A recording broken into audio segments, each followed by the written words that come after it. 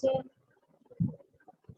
चर्चा प्रारंभ होत है, सुनो साथी चित दे, भजो राज श्यामा श्री प्राणनाथ, सखी जीवन हमारो। श्री महामति कहे साथ जी, भया चर्चा का बखत, अब तुम सुनियो साथ चित दे, लाल आगे आए बैठे न तखत, लाल आगे आए बैठे न तखत।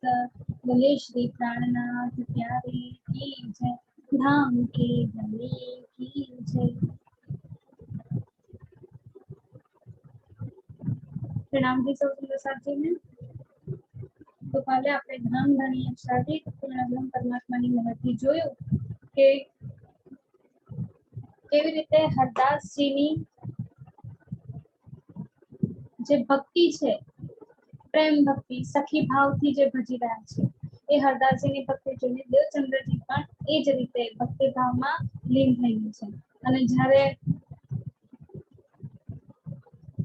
હરદાસજીને તો કોઈ પણ પ્રકારની ખબર નથી, પણ સાથે સાથે દેવચંદ્રજીને પણ ખબર નથી, અને આપણને જે ખબર નથી એ વાત પણ હવે ધણી અત્યારે આપણને જણાવી રહ્યા છે। શું જણાવે છે? તો દેવચંદ્રજીના સ્વરૂપની પહેચાન કરાવી રહ્યા છે। દેવચંદ્રજીનું સ્વરૂપ કયું છે, એમની અંદર કોની આત્મ છે, એમની અંદર કોની શક્તિ છે, જે અહીંયા આગળ લીલા કરી રહી છે। દેવચંદ્રજીમાં જીવ જે છે એ કોનો છે?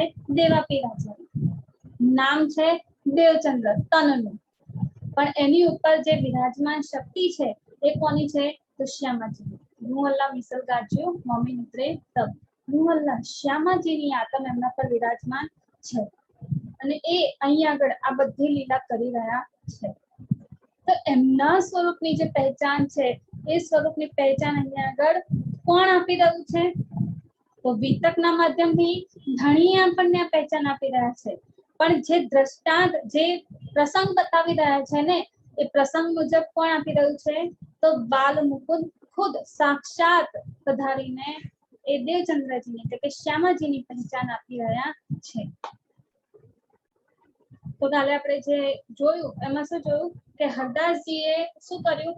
દેવચંદ્રજીને બે મૂર્તિઓ હતી એમની પાસે, તો એમાંથી એક બાકે વિહારી અને એક બાલ મુકુંદની। તો બાકી વિહારીની મૂર્તિ તો પોતાની પાસે જ રાખવાનો નિર્ણય કર્યો, અને બાલ મુકુંદની જે મૂર્તિ છે એ બાલ મુકુંદની મૂર્તિ દેવચંદ્રજીને આપવાનો નિર્ણય કર્યો।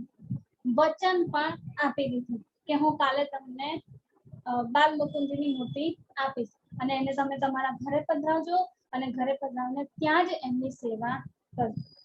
તો તમારે આટલું લાંબુ પણ થવું પડે નહીં, દિવસ રાત તમે ત્યાં જ તમારા ઘરમાં જ આ રીતે સેવા કરી શકો છો।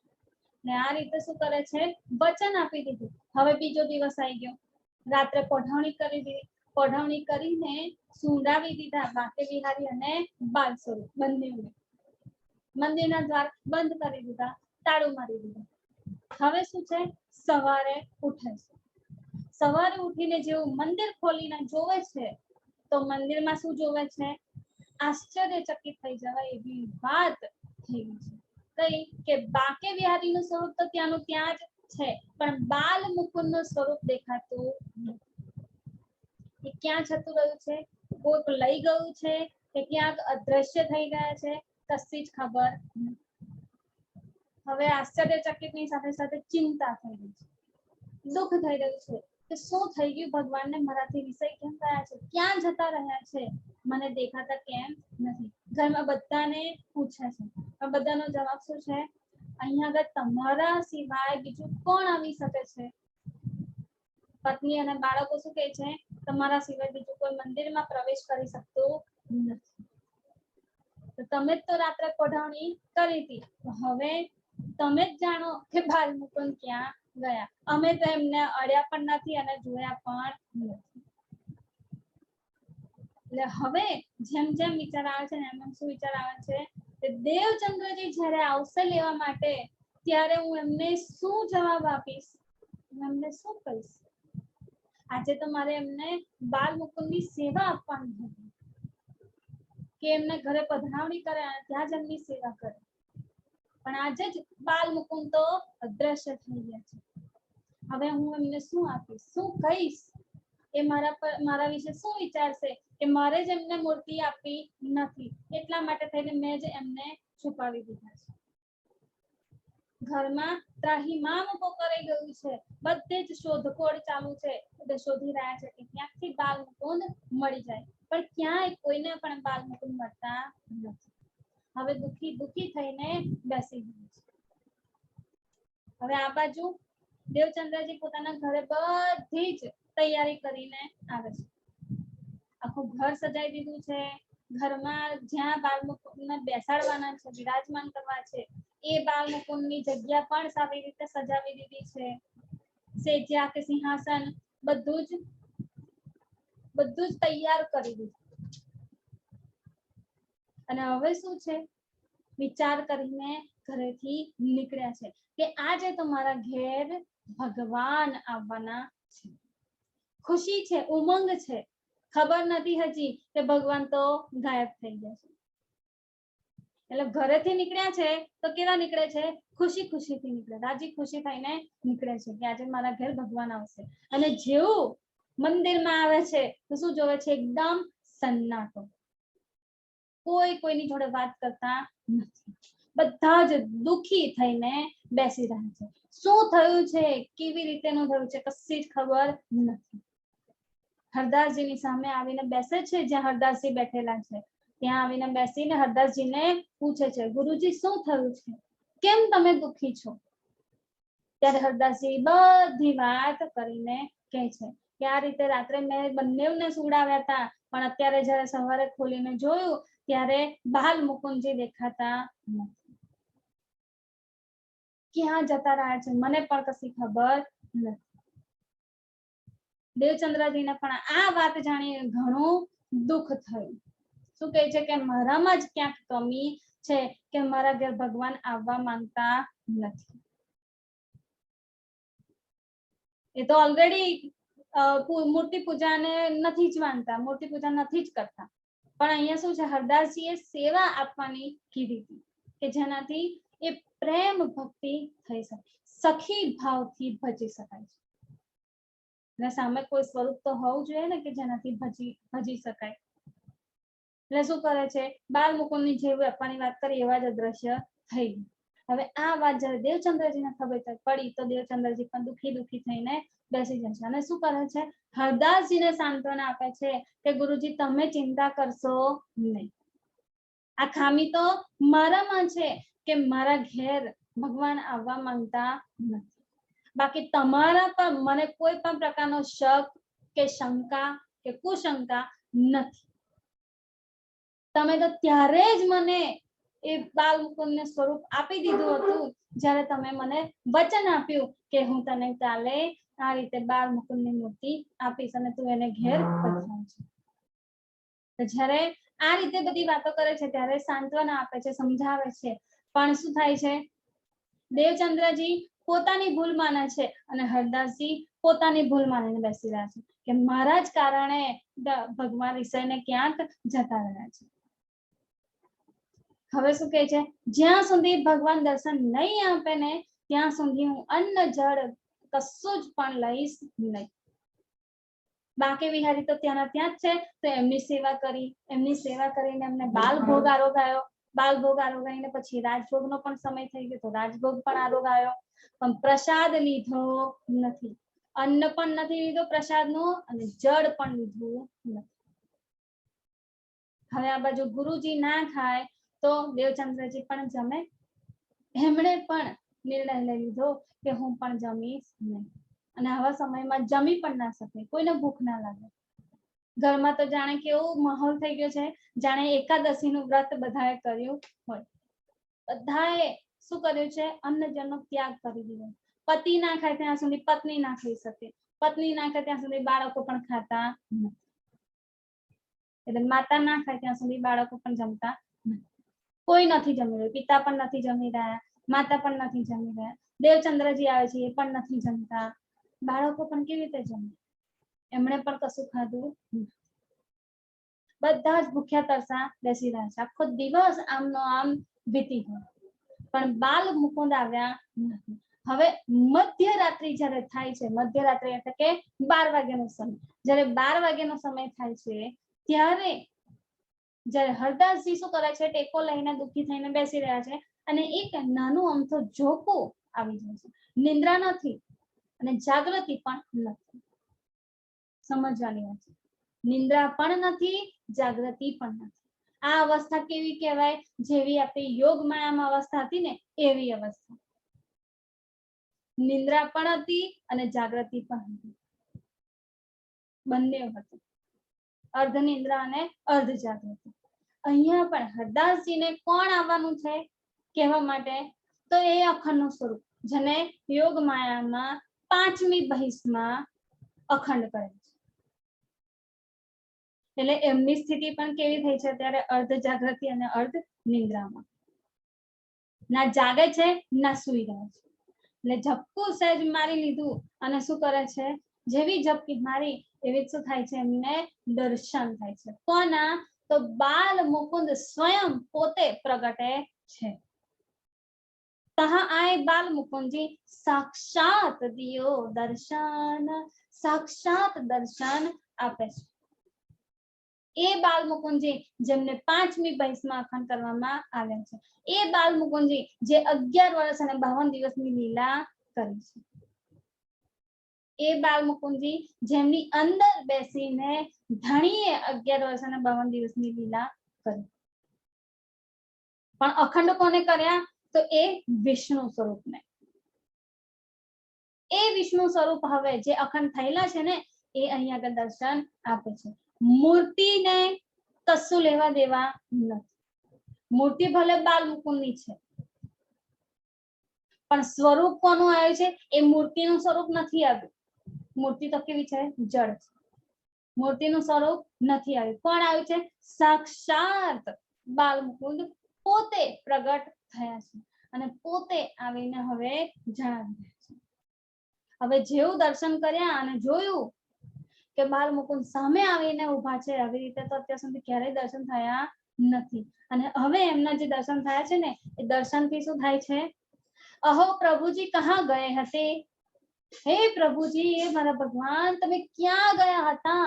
અત્યાર સુધી મેં તમને કેટલા શોધ્યા પણ તમે તો મને ક્યાંય પણ મળ્યા નહીં. ક્યાં ગાયબ થઈ ગયા હતા? શું થયું હતું કે તમારે અદ્રશ્ય થઈ જવું પડ્યું? અહીંયા આગળ હરદાસજી પૂછી રહ્યા છે. જેવું ભગવાનને જોવે છે ને સામે એવું જ એમને પૂછવાનું શરૂ. કયા હમ તો ઉતહી બેઠે હતે? કયા હમ તો ઉતહી બેઠે હતે? અમે તો ત્યાં જ બેઠેલો છું, મેં ક્યાંય ગયો નથી. મૂર્તિ ત્યાંની ત્યાં જ છે પણ અદ્રશ્ય થઈ ગઈ છે, દેખાતી નથી. સામે છે પણ તો પણ દેખાતી નથી. એક જાણે નજરની સામે પડદો રાખી દીધો હોય ને એ રીતેનું એક લીલા થઈ રહી છે.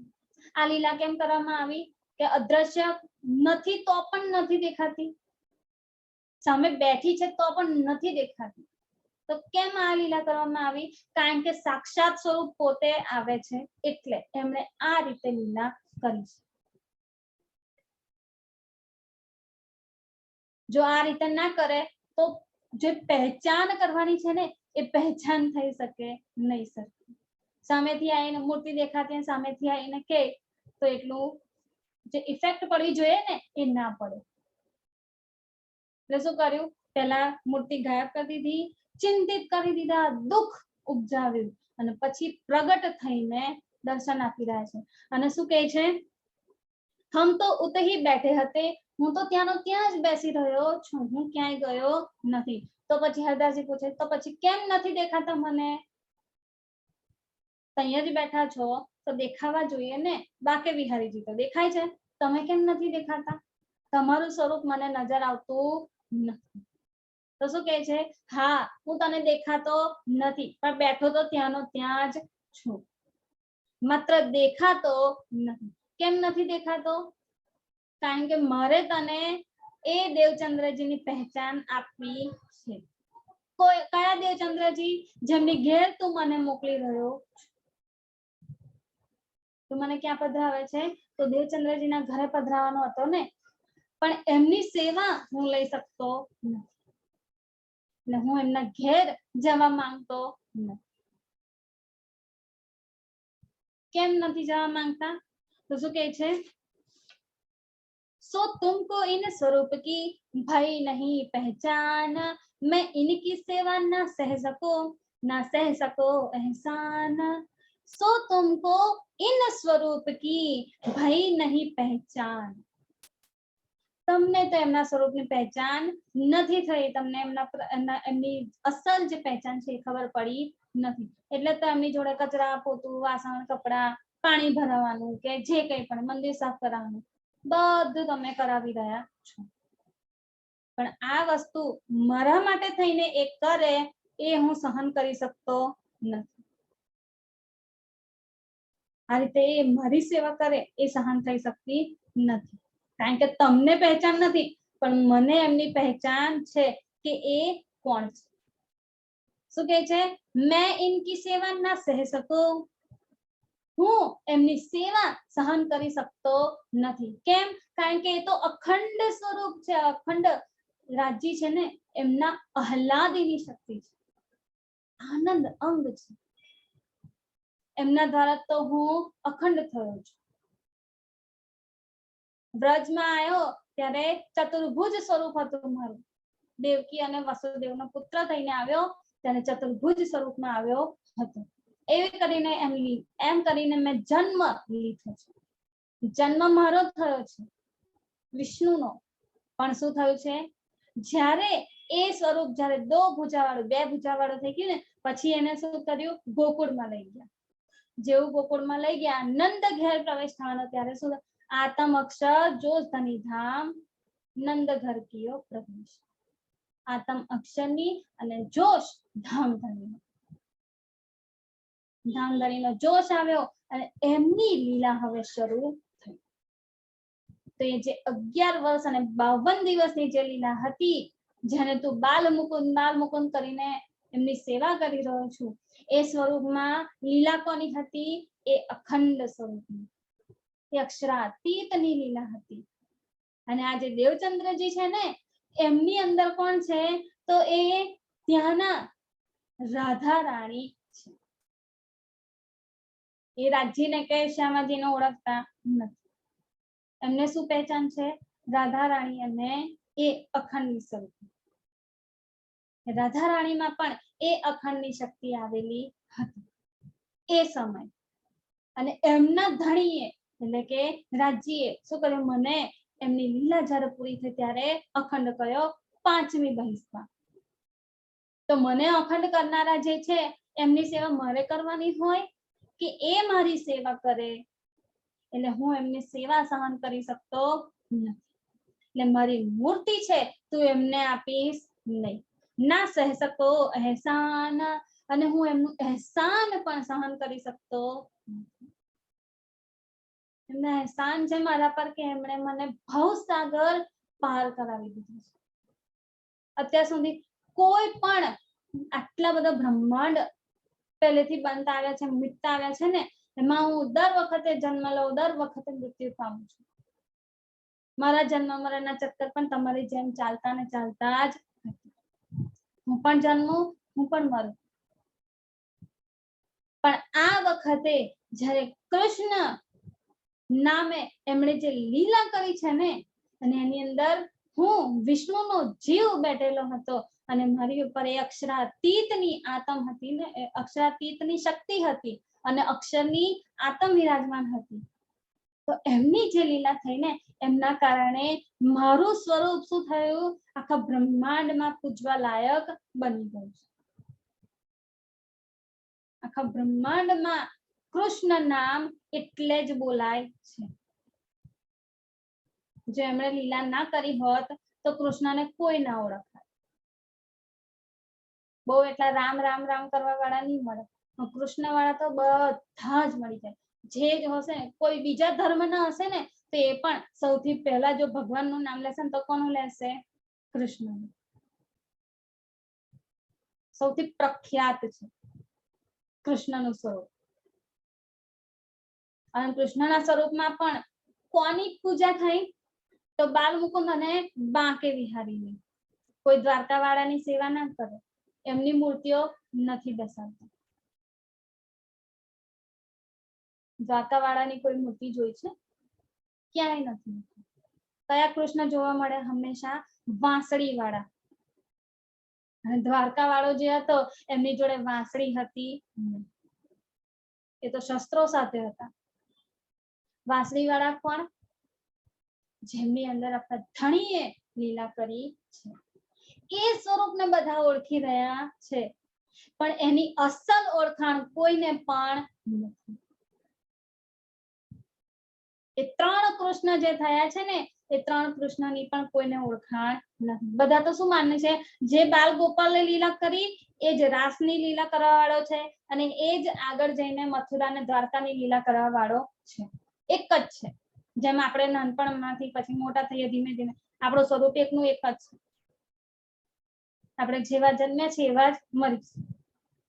નાનાથી પછી જેમ જેમ મોટા થયા એવી રીતે આપણું સ્વરૂપ થોડું થોડું બદલાતું જાય, એટલે નાનેથી મોટા થતા જઈએ. એવી જ રીતે બધા શું માને છે, જે નાના કૃષ્ણ હતા ને એ જેમ જેમ જેમ જેમ મોટા થતા જાય એમની એમની એ પ્રમાણેની લીલા થતી ગઈ. બધા તો આવું માને છે, પણ આ સાચું નથી. ત્રણ પ્રકારના જે કૃષ્ણની વાત કરી છે, ત્રિધા લીલાની વાત કરી છે ને, એ એટલે જ ધણી આપણને સૌથી પહેલા સમજાવી દે છે વિતકમાં. એ આપણો શું છે? પાયો છે, બુનિયાદ છે. જ્યાં સુધી પાયો પાક્કો નહીં થાય ને ત્યાં સુધી આગળની જે રહેણી છે ને એ રહેણીની ઇમારત ચણાશે નહીં. કેવી હશે? જ્યાં સુધી ખબર નહીં પડી હોય ને ત્યાં સુધી કેવો હશે? એ પાયો કાચો હશે. અને જેવો પાયો કાચો હશે ને જેમ જેમ ઇમારત ચડતી હશે તૂટી જશે. સહેજ હવાનો ઝોકો હશે ને ઇમારત પડી જશે. પાયો પાક્કો નથી એટલે પાયો પાક્કો થાય, રહેણીમાં આવે એટલા માટે થઈને પહેલેથી ધણી બધી પહેચાન કરાવી રહ્યા છે. વિતકની સ્ટાર્ટિંગમાં જ આ બધી વાતો આવે છે ને, ત્રિધા લીલાની ને બધી જ.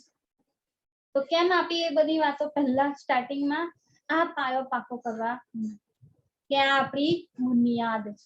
આગળ જ આપણે ચોપાઈ જોઈ ને, શું છે આપણી બુનિયાદ? બુનિયાદ એટલે પાકો પાયો છે. આ પાયો ક્યારેય પણ ડગી શકે નહીં ને એવો પાક્કો કરવાનો છે. એવો પાક્કો કરીશું ને ત્યારે જ આગળ જેટલી પણ આપણે જોઈશું ને પ્રસંગો એ બધાનું શું થશે? ઇમારત જેમ જેમ જેમ જેમ આગળ આવી ને એમ ભોમ બનતી જશે. એ વસ્તુ આપણે સમજવાની છે. અને સૌથી પહેલા રહેણીની સ્ટાર્ટિંગ જ આપણી આ છે. જ્યાં સુધી સમજીશું નહીં ને ત્યાં સુધી કઈ જ પણ પછી આગળની વસ્તુ સમજણ પડશે નહીં. અને સમજવાની પણ કેવી રીતે છે?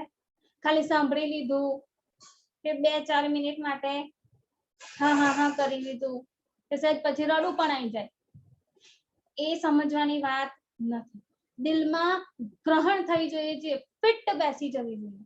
જેમ મેમરી કાર્ડમાં બધું સેવ થઈ જાય ને, એને મૂવ કરવામાં આવે ત્યારે તો મેમરી કાર્ડમાં બધું સેવ થઈ જાય. એવી જ રીતે આપણા દિલમાં, આપણા ચિત્તમાં આ બધી વાતો સેવ થઈ જવી જોઈએ કે ક્યારેય પણ પછી એ ડિલીટ થઈ શકે નહીં. અને એ પણ કેવી રીતેની? સત્ય હકીકતોને લઈને. આપણે જાણીએ છીએ સુંદર સાચી કે આ વિતક આપણું કયું છે? મૂળ વિતક છે, જે મહામતીકૃત છે. લાલદાસજી કૃત નહીં. હા, તન લાલદાસજી નું છે. લખ્યું કોણે છે? મહામતીએ. લાલદાસજી લખનારા નથી. લાલદાસજીએ પોતાની બુદ્ધિથી લખ્યું નથી. કોણ બેઠું છે અંદર? પાંચો શક્તિઓ બેસીને જ્યારે આ બધું વર્ણન કરી રહી છે ને તેમાં લાલદાસજીની કોઈ પણ બુદ્ધિ ચાલી શકે નહીં. કોણ લખી રહ્યું છે? મહામતી. અને મહામતીનું બિરુદ કોને મળ્યું છે? માત્ર અને માત્ર ઇન્દ્રાવતીને અને લાલદાસજી. તો આ રીતે આપણું વિતક મેન વસ્તી આ છે. મેન ખજાનો આપણો આ છે. બાકી બીજી કેટલી વિતકો છે પણ એ વિતકોમાં મહામતીની છાપ નથી. મહામતીની છાપ એટલે ગવર્મેન્ટનો સિક્કો. જ્યાં સુધી ગવર્મેન્ટનો સિક્કો ના વાગે ને ત્યાં સુધી કોઈ પણ કાગળ કેવી ગણાય? રદ્દી જ ગણાય. જેવો ગવર્મેન્ટનો સિક્કો વાગી જાય એ કેવું જ ગણાય? એકદમ ખરું. હા, અને સાચવવું પડે. હો, આ મેઇન કાગળ છે. જો આ ખોવાઈ ગયું ને પછી બીજું નહીં મળે. કેમ? ગવર્મેન્ટની અંદર છાપ છે, અંદર સિક્કો છે. પણ જો ગવર્મેન્ટની છાપ ના લાગે તો એ કાગળ પણ કેવું છે? રદ્દીનું છે. હા, એની ઝેરોક્સ થઈ શકે છે પછી, પણ મેઇન જે મૂળ છે એ તો અસલ જ છે ને. આ આપણી વિતક કઈ છે? અસલ છે. બાકી બધી સુંદર સાથે લખેલી વિતક સાચી, પણ શું છે એમાં કેટલાય સુંદર સાથે પોતપોતાની બુદ્ધિ પણ ક્યાંક લગાવી હોઈ શકે છે. આપણે કરેક્ટલી એવું નથી કહેતા કે એવું હશે જ, પણ એવું હોય પણ શકે છે. એમાં શંકાઓ બની શકે છે. પણ આ વિતક કેવું છે? ધણીએ પોતે આપણા માટે થઈને લખે. આજનો જ દિવસ છે સુંદર સાથી, ત્રીજ અને ચોથની વાત. આજે શું થયું? 5મા દિવસની લીલા પૂર્ણ થઈ અને 6ઠા દિવસની લીલા શરૂ થઈ. આજે ત્રીજ, હવે આજે અત્યારે રાત થઈ ને, તો રાત્રે હવે છત્રસાલજી પોતાનો ઘોડો દોડાવે છે પ્રાણનાથજીને મળવા માટે. એમને અંદરથી દિલમાંથી થઈ રહ્યું છે ક્યાંક કે કંઈક ખોટું થઈ રહ્યું છે જે મને ખબર નથી.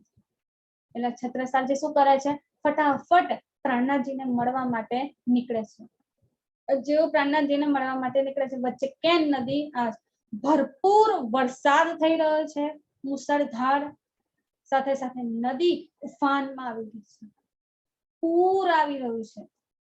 એટલું જોરદાર પૂર છે ને કે કોઈ પણ તરી જાય, અંદર તણાઈ જાય.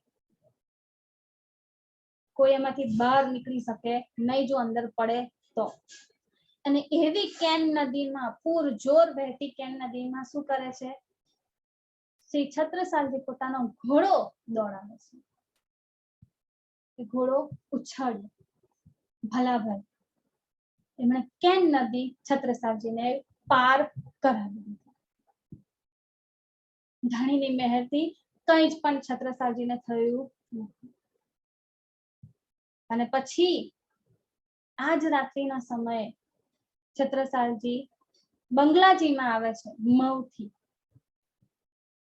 મઉથી પન્નાજીનો રસ્તો ને આઈ થિંક 75 કિલોમીટર જેવો હશે. એટલે બધે દૂરથી છત્રસાલજી પ્રાણનાથજીને મળવા અડધી રાતે નીકળે. એમને ચેન પડતો નથી, કરાર મળી રહ્યો નથી, ક્યાંક કંઈક થવાનું છે એને અણસાર થઈ રહ્યા છે.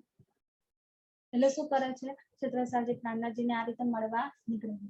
જેવા બંગલાજીમાં પહોંચે છે ને, બંગલાજીમાં પહોંચીને શું થાય છે? જુઓ છે, આખો સન્નાટો છવાયેલો છે. કોઈ પણ પ્રકારની વાતચીત કરી રહ્યું નથી. બધાને ખબર છે કે હવે ધણી આ તનને છોડી રહ્યા છે, એટલે આ તનથી લીલા પૂરી કરી રહ્યા છે. છત્રસાલજી બધાને પૂછે છે પણ કોઈ જવાબ આપી શકતું નથી. કોઈની સ્થિતિ જ નથી કે કોઈ કંઈક બોલી શકે.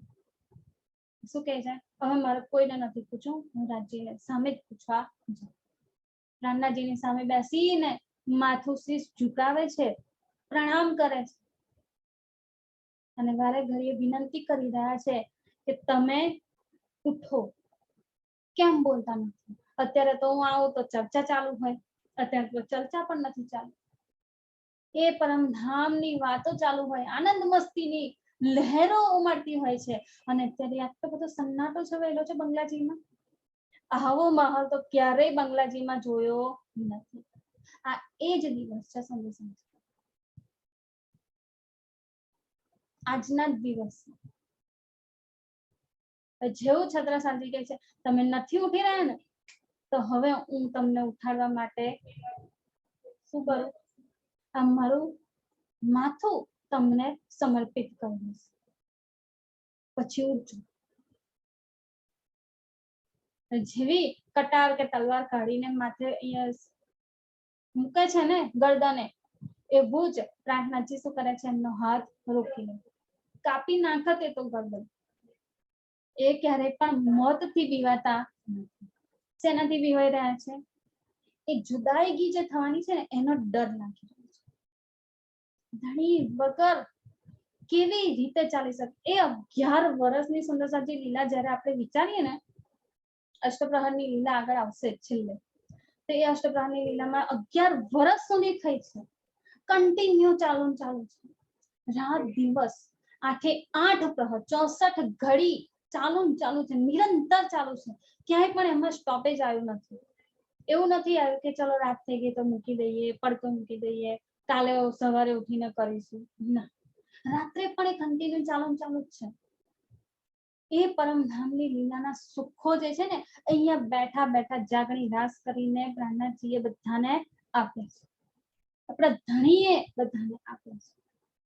પણ હવે શું છે, આજના દિવસે 5મા દિવસની જે લીલા છે ને એ પૂર્ણ થવાની છે.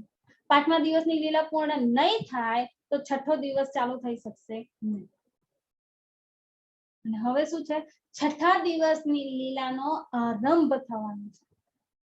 એટલા માટે થઈને શું કરી રહ્યા છે, હવે 5મા દિવસની લીલા પૂર્ણ કરવા માટે તૈયાર છે. શું કે, અબ હમ રહ્યો ન જાવહી મૂલ મિલાવે બિન, હૃદય ચરચર આવહી સંસાર લગત અગી. હવે આ સંસાર કેવું લાગી રહ્યું છે? જ્વાળાના સમાન લાગી રહ્યું છે, અગ્નિ સમાન લાગી રહ્યું છે. એમાં જલન પેદા થઈ રહ્યું. હવે આ સંસારને જોવાની તાકાત નથી. કેટલાક સુંદર સાથ એવા હતા કે જ્યારે શ્રીજીએ આ વાત કીધી ને, એ સાંભળતાની સાથે જ પોતાના તન ત્યાં છોડી દીધા. ધણી છોડીને જાય એના પહેલા હું જ આ તન છોડી દઉં. ધણી વગર રહી શકાશે નહીં. એવા કેટલાય સુંદર સાથ, છત્રસાલજી, પછી લાલદાસજી અને બીજા કેટલાય સુંદર સાથ, પ્રમુખ સુંદર સાથ હતા કે જે પણ પોતાનું તન છોડી દે. પણ શું કરવાનું તો આગળ લીલા કરવાની હતી, 6થા દિવસની લીલા પ્રારંભ કરવાની હતી. એટલા માટે થઈને શું કર્યું, એમના તન એવા ને એવા રાખ્યા હુકમથી, કે અત્યારે તમારા તન છોડવાનો હુકમ નથી. જ્યારે હુકમ થાય ને ત્યારે તન છોડીને આવી જજો. એટલે જેવું 5મા દિવસની લીલા પૂર્ણ કરવા માટે પ્રાણનાથજીએ તન છોડવાની વાત કરીને ત્યારે જ છત્રસાલજી શું કરે છે, ના હું તમારા વગર રહી શકીશ નહીં. શું કે છે, પણ હું તારાથી દૂર છું જ નહીં ને. તું જયારે મવમાં હતો કેમ નદી પાર કરવાની હતી, તને કોણે કરાવી આ નદી પાર? બૈડો પર જે છાપ હતી ને ઘોડાના પગની, એ છાપ બતાવે છે કે આ તારો ઘોડો પાર કરનારો કોણ છું? હું છું. પલ પલ તારા સાથે, તારી સાથે ને બધાની સાથે છું. કોઈનાથી પણ અલગ હું નથી. એવું ના વિચારશો કે આ તન જો ગાયબ થઈ ગયું, ઓझल થઈ ગયું તમારી સામેથી, તો પછી તમારી જોડે રાજ્ય કે ધણી રહેશે નહીં. ધણી તો હર પલ તમારી સાથે ને સાથે જ છે. આ રીતે સમજાવી રહ્યા છે, કહી રહ્યા છે. જ્યારે ઘોડાની છાપ જોવે છે ને પીઠ પર, ત્યારે ખબર પડી જાય છે કે ના, ધણી વાત જે કહી રહ્યા છે એ સાચી છે. હવે આગળની લીલાનો પ્રારંભ થવાનો છે, એટલે આ લીલા હવે પૂર્ણ કરવાનો સમય આવે છે. અને ગમે તેમ તો આ શરીર કેવું છે, નશ્વર છે, વધારે કેટલું ટકવાનું? લીલા આગળ કેટલી કરી શકશે? એટલે શું કરે છે, હવે આ તનની લીલા અહીંયા સમાપ્ત થશે અને આગળ 6થા દિવસની લીલા પ્રારંભ થશે. આના પછી તહેખાનામાં નીચે ભોયરામાં શ્રીજીની બેઠક કરાવડાવી, હિંચકામાં બેસાડ્યા. આ રીતે વર્ષ સુધી લીલા ચાલુ રહી કે ભોયરામાં પણ ધણી શું કરતા હતા, બધાને દર્શન આપતા હતા. પછી ક્યાંક પ્રસંગો એવા બન્યા કે શું કર્યું, ભોયરું બંધ કરાવી દીધું. પછી ત્યાં કોઈ જઈ શકતું નથી. અને અત્યારે એ જ સ્વરૂપ જેવું આંખો સામેથી ઓझल થાય છે, કે હવે એમને ભોયરામાં પધરાવી દીધા. લાલદાસજી હવે શું કરે છે, તડપી રહ્યા છે. દિલમાંથી એટલી તડપ નીકળી રહી છે ને કે ચપ્પુ મારવાનો પણ પ્રયત્ન કરે છે, પણ શું કહે છે, ધણીનો હુકમ નથી. એટલે શું કરે છે, એક તન છોડવાનો જે નિર્ણય કરે છે ને એ પણ મૂકી દે છે સાઈડમાં. અત્યારે તાન છોડવાનો સમય નથી. શું કરવાનું છે? સેવા બાકી છે. હવે છઠ્ઠા દિવસનો પ્રારંભ શરૂ થયો આપણી આ વિતક. સૌથી પહેલી વિતક લખાઈ, પછી છત્રસાલ મહારાજજી દ્વારા, ભલે છત્રસાલ મહારાજજીને છઠ્ઠા દિવસના સિરદાર મોમીન બનાવી દીધા છે, અમીરુલ મોમીન બનાવી દીધા, એમના દ્વારા છઠ્ઠા દિવસની લીલા પ્રારંભ થઈ છે. પણ સૌથી પહેલું વિતક આપણા માટે થઈને લખાયું છે. આ વિતક આપણો છઠ્ઠા દિવસની પ્રારંભ છે. અને વિતક શું કામ લખવામાં આવ્યું છે દશરથજી? આપણે આની સાથે એ પણ વાત કરી લઈએ. કેમ લખ્યું છે ધાણીએ? તો આ જે કંઈ પણ સ્વરૂપની ઓળખાણ કરાવી રહ્યા છે ને, બસરી, મલકી, હક્કી કે મોમીનો જેમણે કુરબાની કરી છે, એ બધા સ્વરૂપો, એમના ગુણો જે છે ને, એ ગુણો આપણી અંદર આવે ને, એટલા માટે થઈને આ વિતક આપણને કહી રહ્યા છે કે એમના ગુણોને ગ્રહણ કરવાના છે. આપણા અવગુણો બહાર કાઢીશું અને આ ગુણો ગ્રહણ કરીશું ને, ત્યારે આપણી રહેણી સૌથી પહેલી બંધાશે. અને જેવી રહેણી બંધાશે ને, એવું પછી વાણી મંથન શરૂ થશે. વાણી મંથન શરૂ બધી ખબર પડવા લાગશે. જેમ જેમ ખબર પડવા લાગશે ને, એમ એમ ચિતવન લાગશે. પણ જ્યાં સુધી રહેણી જ નથી બંધાઈ, ત્યાં સુધી વાણી મંથનમાં પણ ખબર પડશે નહીં. પછી આપણને એવું થાય, હા હા તમને તો બધી ખબર પડે, અમને કશી ખબર પડતી નથી. ત્યાં સુધી આવું જ થશે, કારણ કે હજી રહેણીમાં આપણો સુધારો આવ્યો. જેવું રહેણીમાં સુધારો છે, વાણી મંથન આપણું શરૂ થઈ જશે. અને જેવું શરૂ થઈ જશે ને વાણી મંથન, એવું અંદર ડૂબીશું ને, એટલું આપણને ચિતવન લાગતું જશે. પણ એના માટે આપણો સૌથી મોટો પાયો આ છે. પછી વાણી મંથન, પછી ચિતવનની ઇમારત ઘડાશે. એના પહેલા પાયો નાખવાની જરૂર છે. એ ઇમારત પછી બનશે. અને આપણો પાયો એટલા માટે આ વિતક ને આ બધી પહેચાન આપણને કરાવી રહ્યા છે. આ બધી પહેચાન દ્વારા આપણી રહેણી બદલાય, સાથે સાથે આપણા અંદર આ બધા ગુણો આવી શકે. દેવચંદ્રજીના અંદર કેટલા અનંત ગુણો છે, નાનપણથી લઈને આપણે જોયું. કેટલા અનંત ગુણો છે. બાળપણ હતું તો પણ રમવા જશે નહીં. એવું પણ નહીં કે ખાઈ પીને મોજ કરીએ, સુઈ જઈએ. આ એમની લીલા નથી. ગુણો કયા છે? ખોજ કરવાની. સૌથી પહેલો ગુણ આ કે એમની ખોજ ક્યારેય પણ ખતમ થઈ નથી.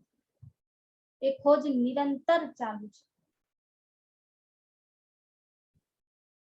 અને આ ખોજ આપણને સમજાવી રહે છે કે આપણે મોમીનનો દાવો લઈએ છીએ, બ્રહ્મ સૃષ્ટિનો દાવો લઈએ, આપણી ખોજ પણ આ હોવી જોઈએ.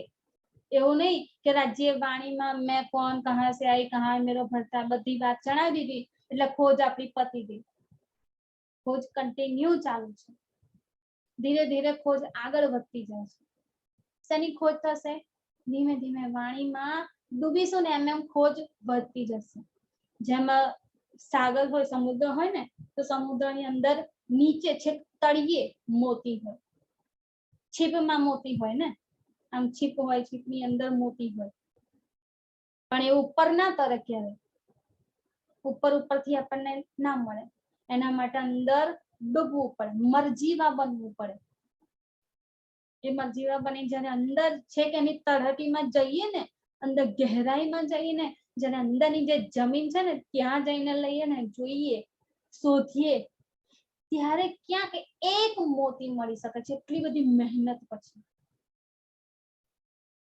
એવું નહીં કે એક મોતી જ્યાં હોય એટલે ત્યાં બીજા બધા પણ મોતી મળી જશે. એક સાથે બહુ બધા મોતી મળશે.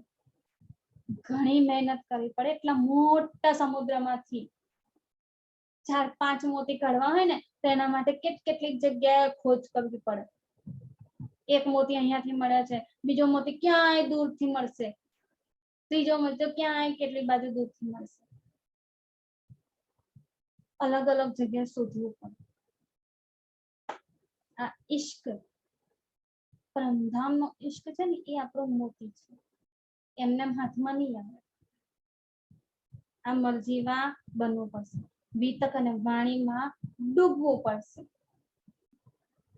ત્યારે એના અંદરથી ક્યાંકથી એ ઈશ્કના પ્રેમ ભર્યા મોતી આપણા હાથમાં આવી શકે છે. એ લીલાનું સુખ આપણા હાથમાં આવી શકે. અને બધી પહેચાન ઘણી અહીંયા આગળ કરાવી રહ્યા છે કે એ અખંડ સુખના દાતાર એમણે અહીંયા આગળ શું કર્યા છે? વિષ્ણુને અખંડ કર્યા છે. એટલે એ વિષ્ણુ સ્વરૂપ શું કહે છે? તમે મારી મૂર્તિ આપશો નહીં, હું એમની સેવા સહન કરી શકીશ નહીં, ના એમનું અહેસાન કોઈ પણ પ્રકારનું સહન કરી શકું છું. જો દલગીર હોય શ્રી દેવચંદ્રજી, જો મારી આ વાત એટલે કે તમે કાલુટીને કહો એમને કે કોઈ પણ મૂર્તિ હું તમને નહીં આપી શકું, બાલ મુકુંદજી આવું કીધું છે. હવે ના પાડીએ, એક તરફ તો વચન આપી દીધું પહેલા, અને હવે એ વચનમાંથી ફરીને જો ના પાડીએ કે હવે મૂર્તિ નહીં આપી શકું, તો શું થશે? દેવચંદ્રજીને દુઃખ થાય કે હવે તો મૂર્તિ આવી ગઈ, હવે તો દર્શન આપી દીધા, તો હવે હજી પણ કેમ નથી આપતા? થાય ને પ્રશ્ન. એટલે શું કહે છે? હરદાસજીને એનો ઉત્તર આપી રહ્યા છે કે જો દલગીર હોય શ્રી દેવચંદ્રજી, જો દેવચંદ્રજી દુખી થાય આ વાતથી કે અમને મૂર્તિ નહીં મળી શકે, ના બાકે વિહારીની ના બાલકુની, એક પણ મૂર્તિ આપવાની નથી. શું કહે છે? જો દલગીર હોય શ્રી દેવચંદ્રજી, એહ બાત સુન કે, આ વાત સાંભળીને જો દેવચંદ્રજી દુખી થાય તો શું કરજો? તો વસ્ત્ર સેવા દીજ્યો, તુમ મોહે ન દીજો. એને ચોખ્ખી ચટ વાત કહી દીધી, તુમ મોહે ન દીજો, મને ભૂલે ચૂકે પણ આપતા નહીં. મારે દેવચંદ્રજી પાસે જવું, કારણ કે એમને પણ હજી પહેચાન નથી. હરદાસજી તમને પણ પહેચાન નથી, અહીંયા આગળ કોઈને પણ એમની પહેચાન નથી, પણ હું તો જાણું છું ને. ભલે મૂર્તિમાં પ્રાણ નથી, તો મૂર્તિ એમની ઘેર જશે તો શું થશે?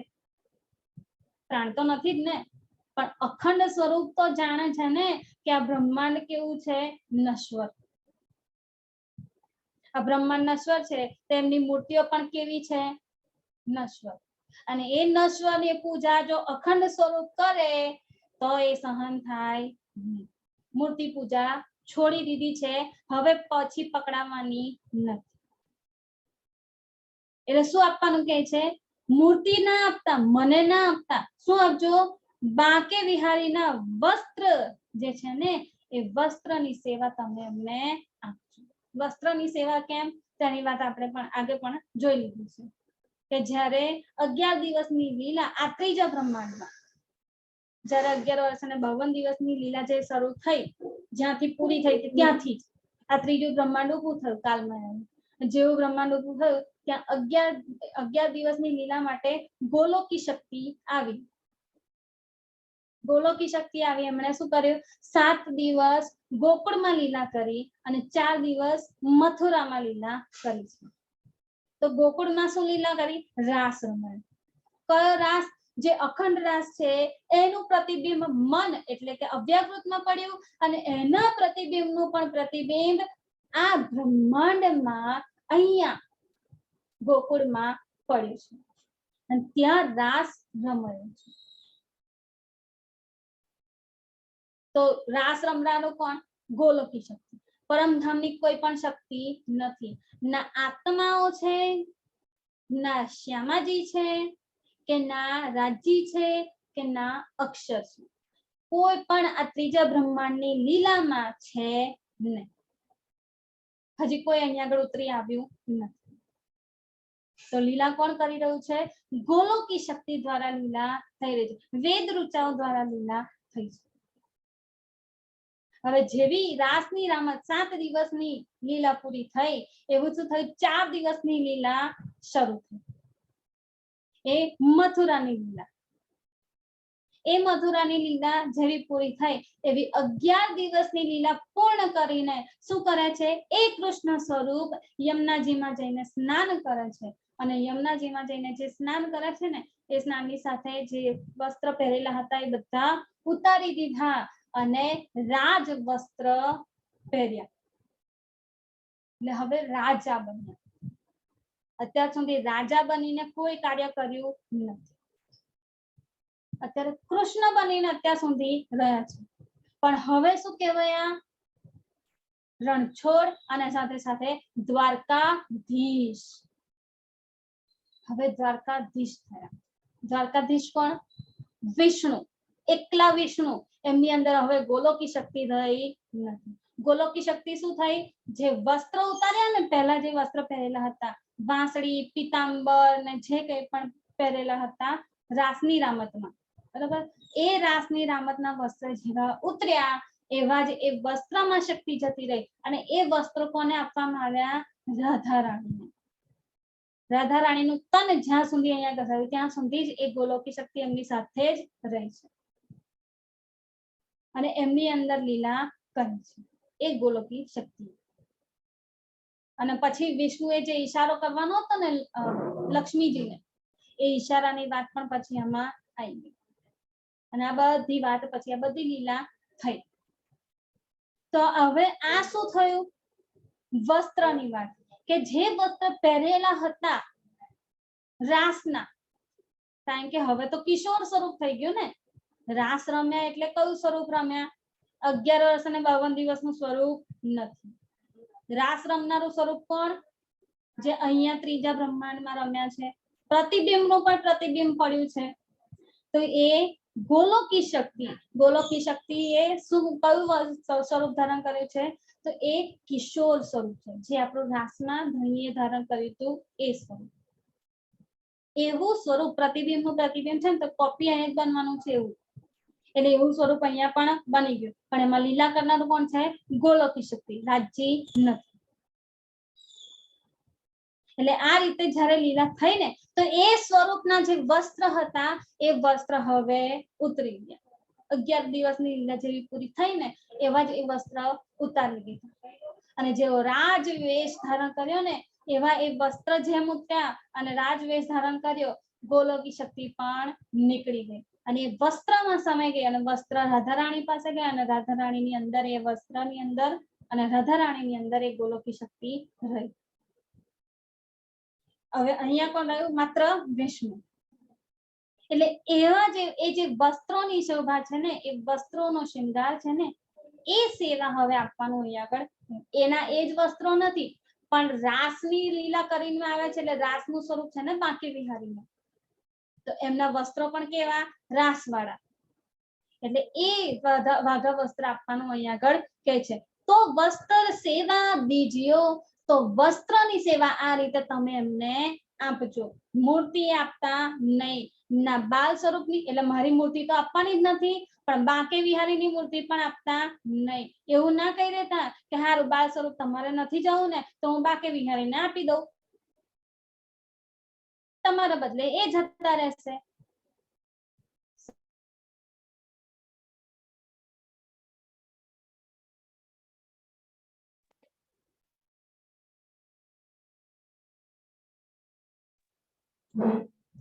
તો આ પણ શું છે? બાંકે બિહારીનું સ્વરૂપ જે છે એ પણ શું છે? મૂર્તિ જ છે. અને મૂર્તિ તો શું કરી છે? છોડી દીધી છે. મૂર્તિ પકડવાની નથી. એટલે શું કરે છે? વસ્ત્રની સેવા આપે છે. તમે વસ્ત્રની સેવા આપજો. વસ્ત્રની સેવા કેમ?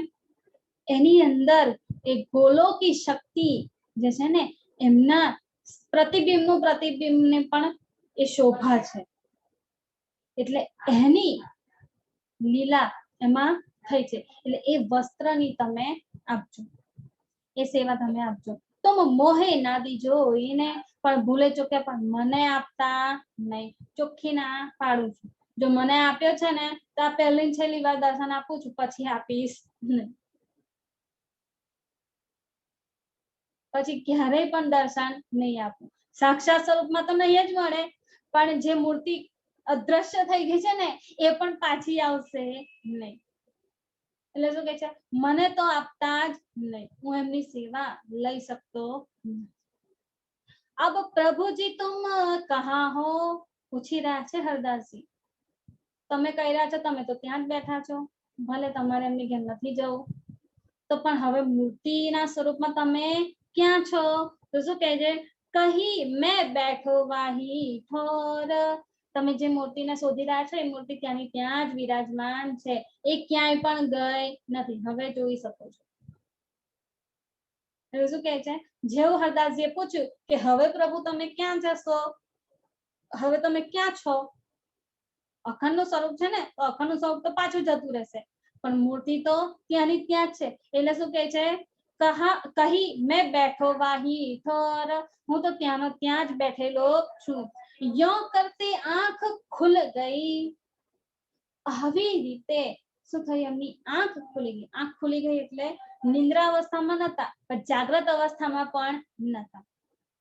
એ જે અવસ્થામાં હતા ને એ અવસ્થામાંથી એમની આંખો ખુલી ગઈ.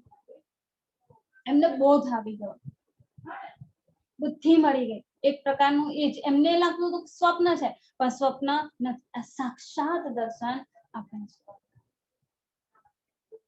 જેવી આંખો ખુલી ગઈ, જેવી એટલી જાગૃતિ આવી ગઈ. એક પ્રકારની કેવી જાગૃતિ આવી ગઈ કે પ્રભુએ મને સામેથી આવીને દર્શન આપ્યા છે.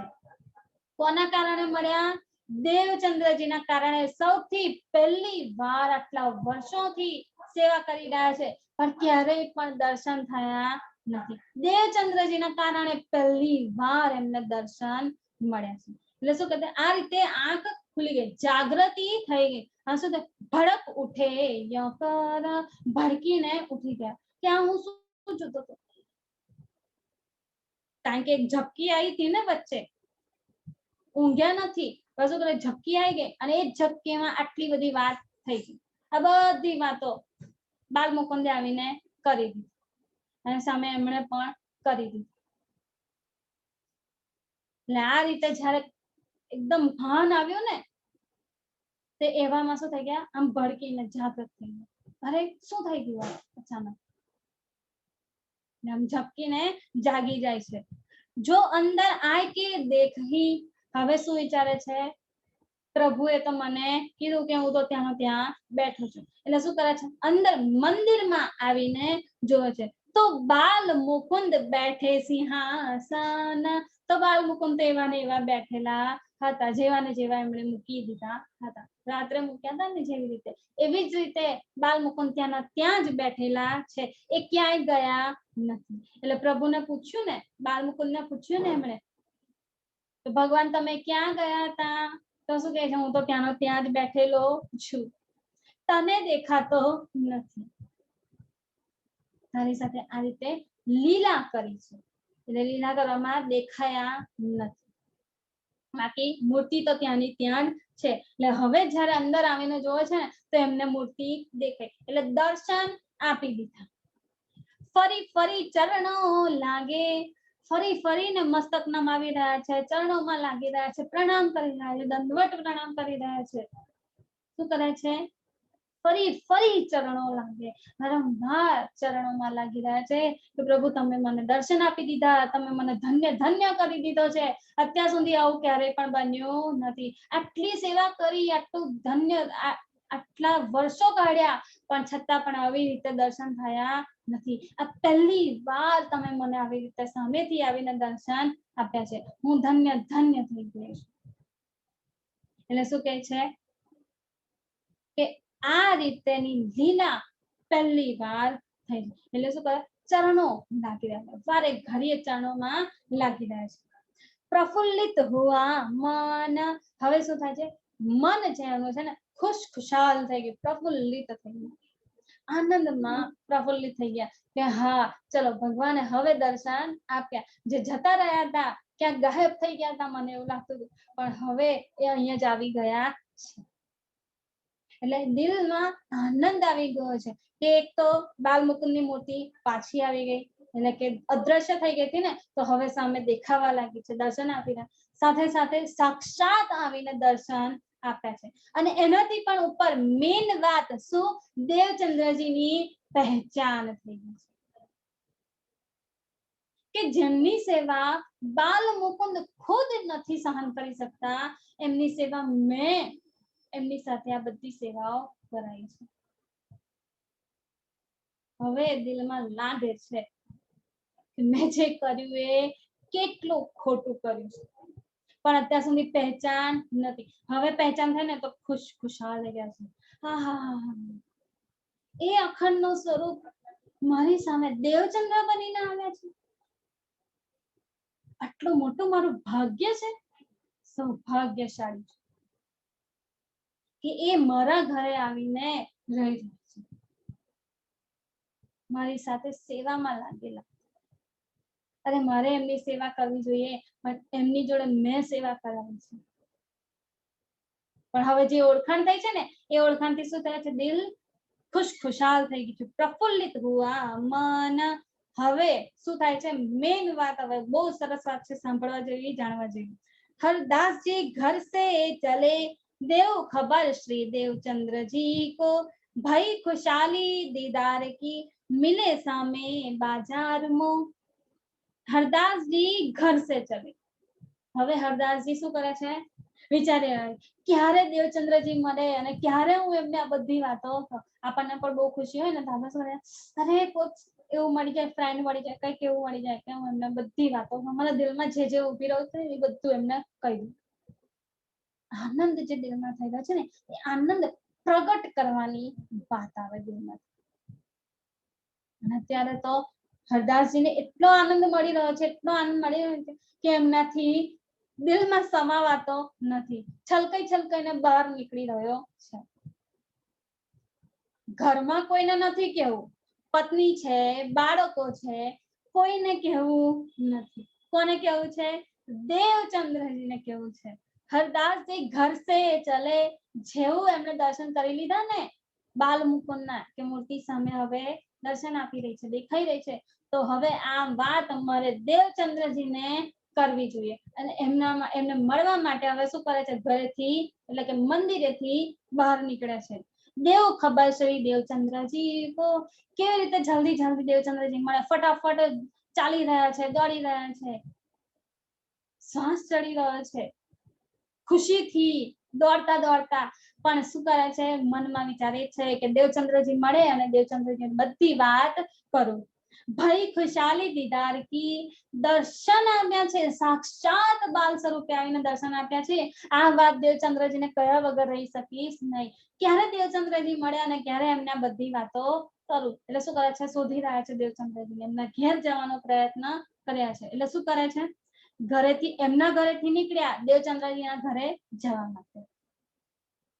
પણ શું થાય છે, મિલે સામે બાજારમાં, દેવચંદ્રજી તો બજારમાં જ મળી ગયા છે, કે એમની ઘેર જવાની જરૂર પડી નહીં.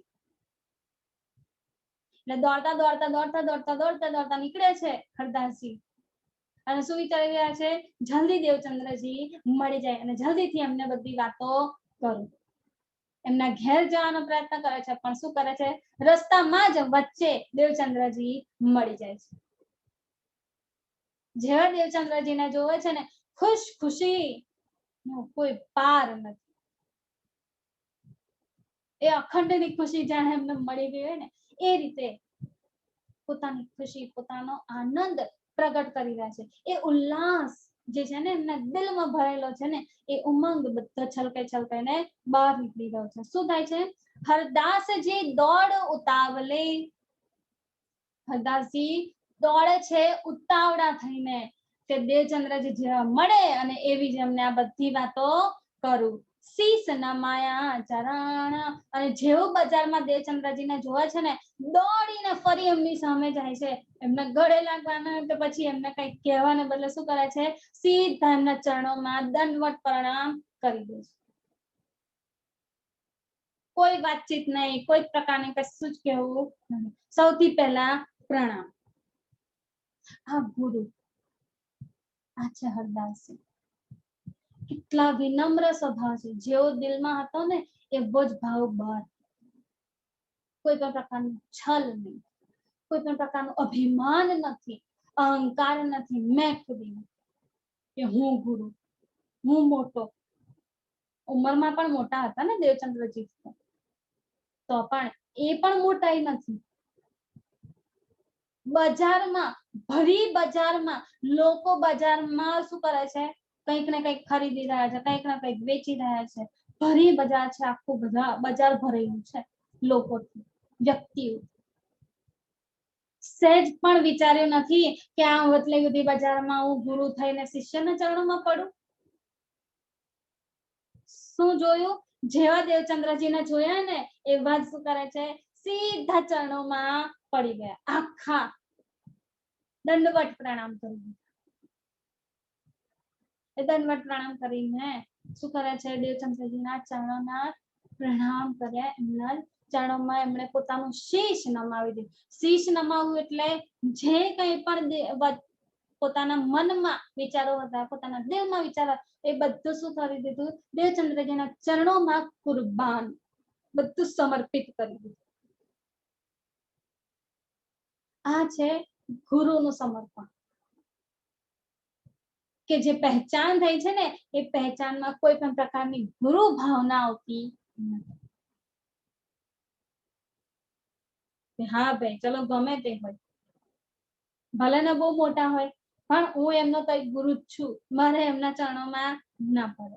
જ્યારે બીજા બધા ગુરુઓ શું કરે, ભગવાન છે ખબર છે તો એમના ચરણોમાં પડી શકે, કોઈ એમના ચરણોમાં પ્રણામ કરી શકે. ગુરુ છે, અભિમાન છે ગુરુનું, ગુરુ હોવાનો ગુરુ છે. પણ હરદાસજીના દિલમાં ક્યાંય પણ એવું નથી. આ સાચવટી છે સુંદર સાચી.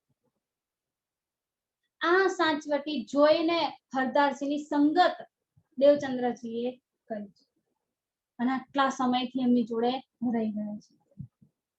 નકર તો આગળ કેટલાય ગુરુઓ જોયા, પણ બધાને કેવું, પરખ થઈ જાય એટલે નીકળી જાય કે ના, અમની પાસે તો કશું મળશે નહીં, ચલો આગળ, અમની પાસે પણ કશું મળશે નહીં, આનાથી પણ આગળ. કેટલાય ગુરુઓ બદલ્યા, કેટલાય મત સંન્યાસીઓ અને કેટલાય પ્રકારના સાધુ સંતોની સાથે રહ્યા, પણ ક્યાંય આવી સાચવટી જોવા મળી નથી જે હરદાસજીની અંદર જોવા મળી. આ છે પ્રેમ, કે જેવું દિલમાં હોય ને એવું જ બહાર છે. એટલે જેવી ખબર પડી ને દેવચંદ્રજીની પહેચાન થઈ છે ને, એવું જ એમણે દંડવત પ્રણામ કરી દીધા. ભરી બજારમાં લોકો બધા જોઈ રહ્યા છે કે હરદાસજી શું કરી રહ્યા છે. જે હરદાસજીના ચરણોમાં આખું ગામ ઝૂકે, એ હરદાસજી આજે દેવચંદ્રજીના ચરણોમાં ઝૂકી રહ્યા છે, એમને પ્રણામ કરી રહ્યા છે, અને એ પણ સાક્ષાત દંડવત પ્રણામ. અદ્ભુત નજારો છે. કોઈને કશી ખબર નથી કે આ શું થઈ રહ્યું છે, ગુરુ હરદાસજીને શું થઈ ગયું છે, કોઈને કશી ખબર નથી. આખું ભોજનગર હરદાસજીને માને. એટલે તો જ્યારે વીછી કાઢ્યો, ફટાફટ બધા લોકો હરદાસજી પાસે લઈને આવ્યા. એવું નહીં કે ચલો વૈદ્ય પાસે જઈએ, હરદાસજી એનો ઈલાજ ફટ દઈને કરશે. બધાને હરદાસજી પર વિશ્વાસ, એમને માને છે. પણ અહીંયા શું છે, એ દેવચંદ્રજીને માની ગયા છે. આ છે સાચેમાં મહાનતા, મોટાઈ. કે દિલમાં એટલી ગરીબી છે ને, એટલી વિનમ્રતા છે, નિર્મળતા છે કે એની સામે કોઈ પણ પ્રકારનું જૂઠ કે છલ ટકી શકે નહીં. એટલે તો જ્યારે મૂર્તિ ગાયબ થઈ ગઈ તો દેવચંદ્રજી શું કીધું, તમારી સાચવટી પર મને સંપૂર્ણ ભરોસો છે કે તમે ક્યારેય પણ એવું કરી શકો નહીં કે તમે મૂર્તિ મારા કારણે છુપાવી દો, મને ના આપવી પડે એના માટે થઈને. આ સાચવટી દેવચંદ્રજી જાણે છે, અને એ જ સાચવટીના કારણે શું કરે છે, એ પોતે નતમસ્તક થઈ ગયા છે દેવચંદ્રજીના ચરણોમાં.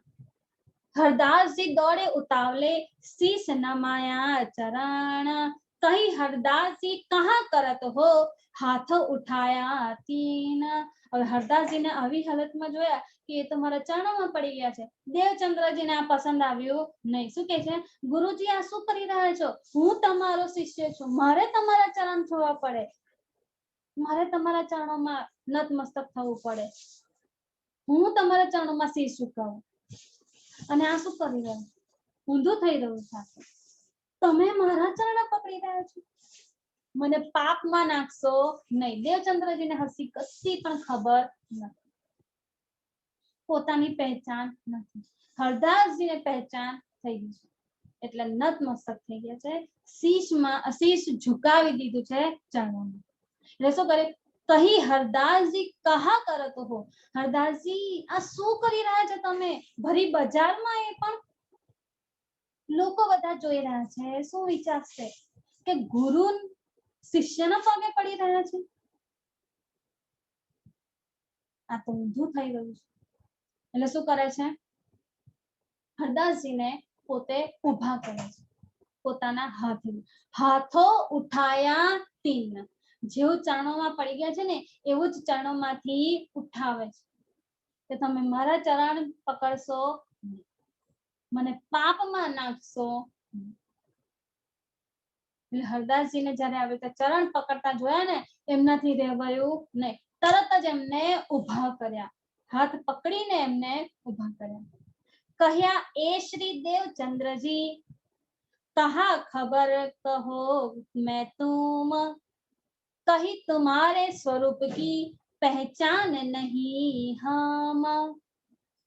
ત્યારે હરદાસજી બોલ્યા. શું કહે છે, દેવચંદ્રજી જેવા ઊભા કર્યા અને દેવચંદ્રજી પૂછે છે ને આ શું કરી રહ્યા છો હરદાસ?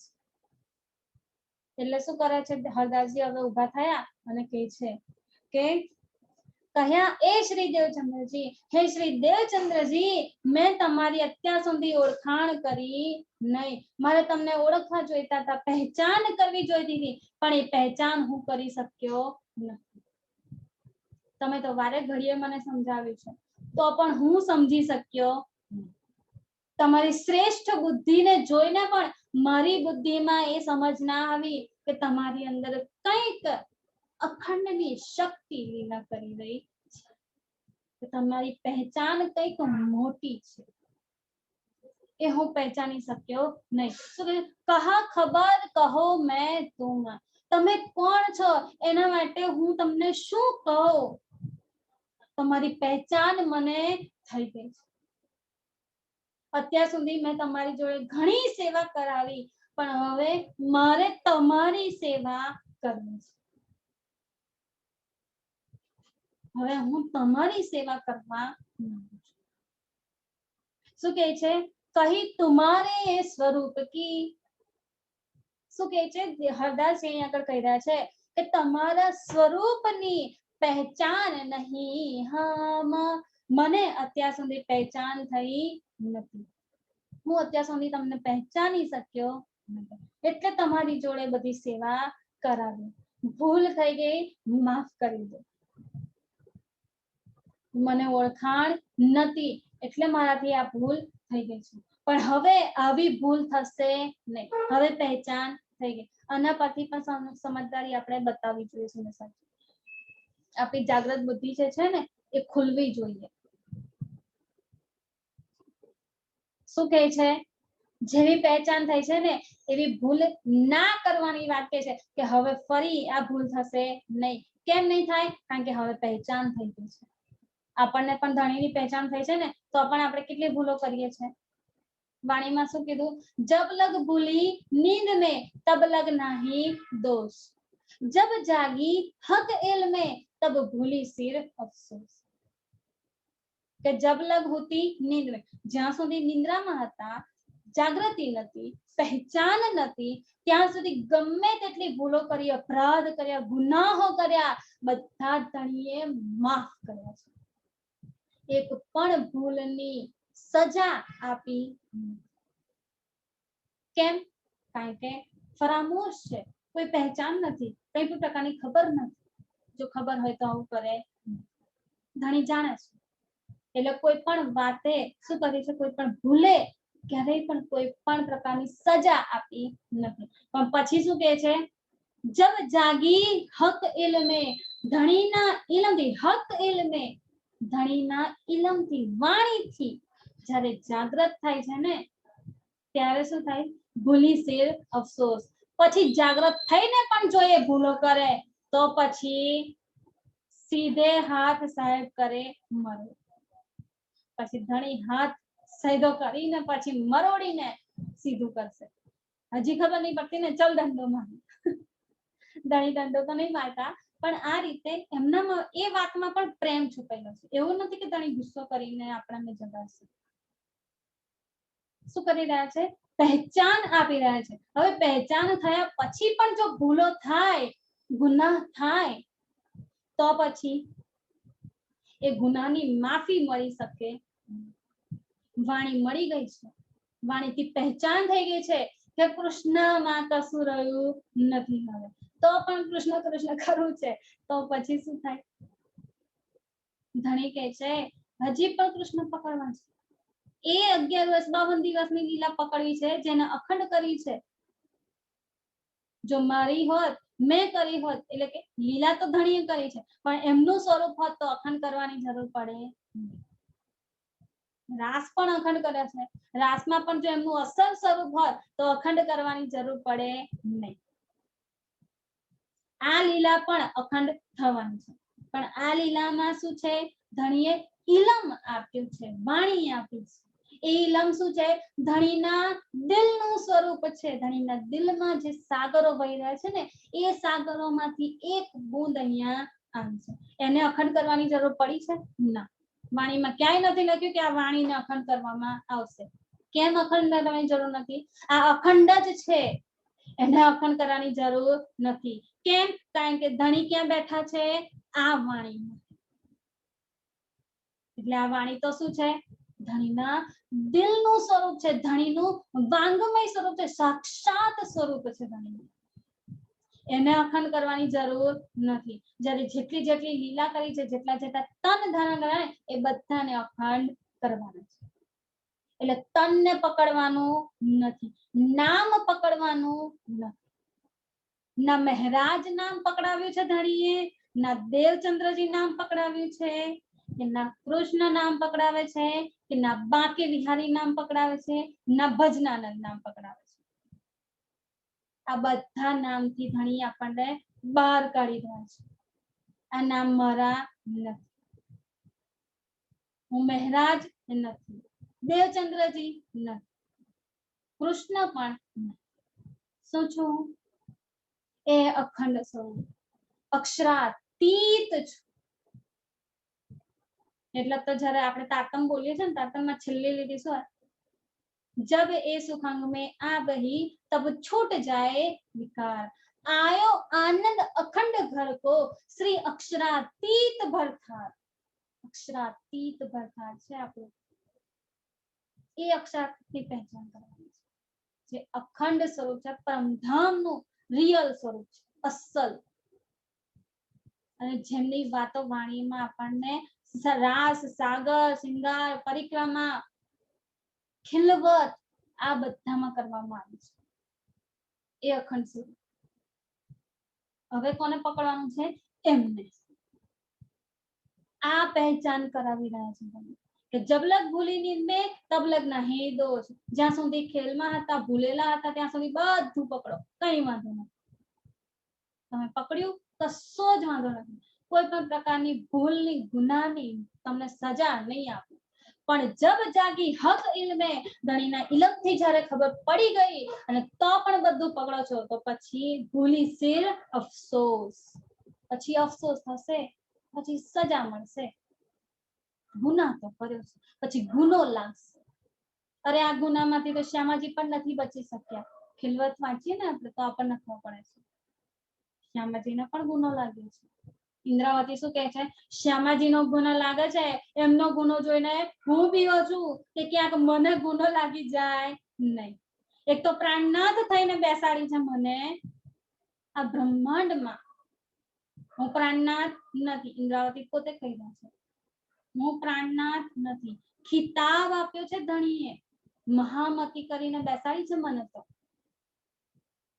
પ્રાણનાથ પ્રાણનાથ તો આપણો ધણી છે, પણ અહીંયા આગળ આપણે એ સ્વરૂપને પકડી લઈએ છીએ. સિંધી પડે ને તારે ખબર પડે. ઇન્દ્રાવતી પોતે કહે છે હું પ્રાણનાથ નથી, પણ બધા મને પ્રાણનાથ સમજીને મારી પાસે આવી રહ્યા છે. આ સ્વરૂપને પકડી ગયા છે. શું કરવું ધણી? બધી સખ્ય ગુમરાહ થઈ ગઈ છે. તમારા અસલ સ્વરૂપને જાણવા માટે શું કરવાનું છે? આ વાણીનો, આ ઇલમનો, બેશક ઇલમની જરૂર છે. જ્યાં સુધી અમાર નહીં ડૂબીએ ને ત્યાં સુધી કોઈ ખબર પડશે નહીં. પછી ઇન્દ્રાવતીને પ્રાણનાથ પ્રાણનાથ કરીને એમને પૂછતા રહીશ તો પણ ધણી હાથમાં આવશે નહીં. ધણી તો અલગ છે. ઇન્દ્રાવતી તો પોતે એમનું અંગ છે. તો જયારે શ્યામાજીનો ગુનો લાગે છે ને ત્યારે શું કહે છે? શ્યામાજીનો ગુનો જોઈને મને પણ બીક લાગે છે કે ધણી મને ગુનો લાગી જાય નહીં. આ ગુનાની વાત છે કે જો બેશક થઈ ગયા ઇલમથી, ઇલમ આપી દીધો, ધણીએ જાગૃત કરી દીધા, તો પણ કઈક ભૂલ થઈ ગઈ, કઈક ગુનો થઈ ગયો ને તો પછી એ ગુનો લાગી જશે. ને આ ગુનો પછી કાઢવો ને બહુ મુશ્કેલ થઈ જાય. પછી હાંસી થાય પરમધામમાં, અને હાંસી ના થાય ને એના માટે ધણી આપણને બેશક ઇલમ આપીને સમજાવી રહ્યા છે કે તમે તમારી હાંસી કરાવશો નહીં. લાસ્ટમાં જે ઉઠશે એ શું કરશે? અલુની આંખ મીચોડતી ઉઠવાની છે. એ પૂરેપૂરી જાગૃત નહીં થાય. આંખ આમ જાણે હજી આંખોમાં ઊંઘ ભરેલી છે ને આમાં મચોડીએ ને ઊંઘ ભગાડવા માટે, એટલે શું કરે? આંખો ચોડીએ. જયારે પરમધામમાં જે છેલ્લી જાગૃતતા આવી ને એની સ્થિતિ આવી થવાની છે. વાણીમાં બધી વાત કરી દીધી છે. જે પહેલા લીલા થઈ એની વાતો કીધી, જે વર્તમાનમાં લીલા ચાલી રહી છે એની પણ વાતો ધણી કહી રહ્યા છે, અને સાથે સાથે જે થવાની છે 7મા દિવસની લીલા એની પણ વાત ધણીએ કરી દીધી. બધી વાત બેશક. કોઈ બ્રહ્માંડનું જ્ઞાન એવું નથી જે ભવિષ્યની આપણી વાતો બતાવે, એટલે કે આગળ જે થવાનું છે એ બતાવે. ભવિષ્ય પુરાણમાં ખાલી રાજાઓની જ વાત કરી, કોઈ લીલાની વાત નથી કરી. પરમધામની લીલાની વાત ધણીએ આપણને બતાવી દીધી કે પરમધામમાં જ્યારે ઉઠશો ને પછી શું થશે. બધી વાત ક્લિયર, એકદમ બેશક. અને આ જ બેશકી લાવવા માટે ધણીએ વિતક સૌથી પહેલું આપણને આપ્યું છે કે આનાથી પહેચાન થઈ જાય ને તો વાણીને પકડી શકાશે, તો વાણીની અંદર ડૂબી શકાશે. પછી કે એક હર્ફની અંદર ધણીના મુખેથી વચનો જે નીકળ્યા છે ને એક વચનોમાં અનંત સાગરો જે ધણીના દિલના વહેર્યા છે ને એ બધા સાગરમાં ડૂબકી મરાશે, અંદર તરી શકાશે, ડૂબી શકાશે. પણ ધણીના દિલના સાગર જ નથી ખબર, ધણીના દિલના ગુણો જ નથી ખબર, તો એના સાગરોમાં ડૂબવાની વાત જ કેમ નહીં હશે? પેલા પરખ તો થાય કે ધણીની અંદર શું ગુણો છે. આ ગુણો વિતક બતાવી રહ્યું છે, અને આ જ ગુણો આપણે ગ્રહણ કરવાના છે. સવારે ચર્ચા સાંભળતી હતી ને તેમાં મસ્ત વાત કીધી હતી કે ડોક્ટર હોય ને, ડોક્ટર તો મીન્સ કે ડોક્ટરી લાઈન હોય ને તો એમાં ભણવાનું આવે એ લોકોને. તો શું આવે કે બાળક હોય ને, બાળક તો બાળકને કેવું અમુક વાર ડર લાગે કોઈ વસ્તુ, જેમ કે કોકને પાણીનો ડર હોય, કોકને ઊંચાઈનો ડર હોય, કોકને ગહેરાઈનો ડર હોય, કોઈકને આપણે નહીં બસમાં જતા તો વોમિટિંગ થતી હોય છે, ટ્રાવેલિંગનો ડર હોય. આ બધા ડર હોય ને એ બધા કેવી રીતે આવે છે? એ મનુષ્યમાં જાતે ઊભા નથી થતા. આ બધી કોની દેન છે? માતાની. કે જ્યારે માતાના ગર્ભમાં બાળક હોય છે ને ત્યારે એ બાળકની અંદર એ માતાના ગુણો આવે છે. જે માતાને જેનાથી ડર લાગતો ને એ ડર એ બાળક અનુભવે છે. બાળકની કોઈ સ્થિતિ નથી ચાલતી, કારણ કે બાળકના તો હજી અંગો બની રહ્યા છે ને, હજી વિકસિત થયું નથી. ધીમે ધીમે વિકસિત થાય. જેમ જેમ વિકસિત થાય ને એમ એની અંદર એ બધા ગુણો આવતા છે. તો માતાની અંદર જેટલા પણ ગુણો છે ને બધા બાળકમાં આવે, ઝેરોક્સ કોપી થઈ જાય. એટલે માતાને ક્યાંક કઈક વાતથી ડર લાગતો હોય ને તો બાળકની અંદર પણ એ ડર આવી જાય, એ ગુણ આવી જાય. એટલે આ કેવું છે, ગુણને અપનાવવાની વાત કે બાળકે પોતે નથી અપનાવ, એ ઓટોમેટિકલી આવશે. અને જાતે અપનાવવાની જરૂર નથી કે મારે આ ગુણ નથી જોઈતું, હું આ ગુણ લઈશ. એની પાસે કોઈ ચોઈસ નથી, એની પાસે તો બધું જ છે, આવી જ જશે. આ ગુણો આપણા છે. આ જસ્ટ એક્ઝામ્પલ. પરમધામમાં આપણે ધણીનું અંગ છીએ, તો આપણી અંદર પણ ગુણો કયા આવે? ધણીના. જે ધણીની અંદર ગુણો છે ને એ જ ગુણો આપણી અંદર આવે. આપણે એમનું અંગ છીએ, દિલ અંગ છે, દિલ સ્વરૂપ છે. રૂહો તો મેરે તન હો. ધણીએ ચોખ્ખું કહી દીધું છે ને, તમે તો મારા તન છો, મારા સ્વરૂપ છો, તમે મારાથી અલગ નથી. તો ધણીના જ ગુણો આપણી અંદર આવે. પણ આ બ્રહ્માંડમાં આવીને શું કરે છે? આપણે જીવના ગુણો અપનાવી લીધા છે. જીવના ગુણો અપનાવી લીધા એટલે શું થઈ ગયું? આપણે જીવ જેવા થઈ ગયા. હવે એ અખંડ ગુણો આપણી અંદર આવે ને એના માટે આ ગુણો વિતકમાં આપણને બતાવી દે છે. દેવચંદ્રજીની અંદર શ્યામાજીની આત્મ છે, શ્યામાજીની અંદર કેવા ગુણો છે? પ્રેમના, ઈમાનના ગુણ. કે ગમે તે થાય ને પણ ખોજ ક્યારે પણ બંધ કરીશ નહીં. એ પરમેશ્વરને પ્રાપ્ત કરીને જ રહીશ. એ ઈમાન, એ દ્રઢતા છે ને, એ ગુણ છે સૌથી પહેલું ગુણ, જે આપણે કચ્છના રણમાં જોયું. બીજો ગુણ હરદાસજી પાસેથી, જે સખી ભાવ, આત્મ ભાવથી જે પ્રેમ આવો છે ને એ તો ઓટોમેટિકલી શ્યામાજીના દિલમાં તો છે જ, એમને લાવવાની જરૂર નથી. પણ જેમ જેમ ખબર પડે છે ને એમ એમ એ પ્રેમ પ્રગાઢ થતો વધતો જાય છે. એ પ્રેમના ગુણો એટલા વિકસિત થયા છે ને કે દિલમાં જે છે ને એ જ બહાર આવી રહ્યું છે અને જાગૃત બુદ્ધિ ખુલી રહી છે. આ ગુણો છે કે જેવું દિલ છે ને એવું જ બહાર છે, અને જેવું બહાર બતાવી રહ્યા છે ને એવું જ દિલમાં છે. કોઈ પણ પ્રકારનું છલ કપટ નથી. તો જે શ્યામાજીના અંદર ગુણો છે એ ગુણો આપણી અંદર હોવા જ જોઈએ. નો ચાન્સ, કોઈ ચોઈસ નથી આપણી પાસે કે આપણે એક ગુણને છોડી દે બીજો ગુણ અપનાવી લઈએ. બધા ટોટલી ગુણો આવવા જોઈએ, એક પણ ગુણ મિસિંગ ના રહેવો જોઈએ. અને શ્યામાજીની અંદર કોના ગુણો છે? રાજજીના. રાજજીના દિલંગ છે ને શ્યામાજી. તો રાજજીના દિલમાં જે ગુણોના સાગરો વહી રહ્યા છે એ શ્યામાજીના દિલમાં છે, અને શ્યામાજીના દિલમાં જે ગુણોના સાગરો વહી રહ્યા છે એ આપણા સૌના દિલોમાં વહી રહ્યા છે. અને એ ગુણો અપનાવવા માટે થઈને ધણી આપણા માટે આ મહેનત કરી રહ્યા છે. એટલે જેવી 5મા દિવસની લીલા પૂરી થઈ ને પહેલું વિતક લખાયું. લાલદાસજી એ જ દિવસે વિતક લખવા બેસી ગયા છે. ધણીનો હુકમ છે ને, મહામતી થઈને વિતક લખાયું છે. મહામતીની છાપ લખી કે જે વાણી ઉતારનારી છે ને એ જ આ વિતક ઉતારનાર છે. એમનામાં કોઈ ફરક નથી.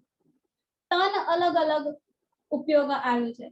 એક તન મહેરાજ ઠાકુરનું છે, બીજું તન લાલદાસજીનું છે, એક આતમ ઇન્દ્રાવતીજીની છે, બીજી આતમ આસબાઈની છે.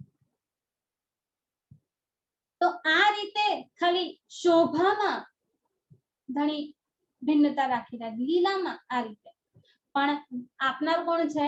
મહામતીકૃત ધણી પોતે જ છે. પાંચે સ્વરૂપ એક થઈને આ લખી રહ્યા છે. આ ધણીના વચનો છે. આ વચનોથી આપણે ક્યારેય પણ દૂર જઈ શકીશું નહીં. એને છોડી દે, ચલો નહીં કરીએ તો ચાલશે, એવું ચાલશે નહીં.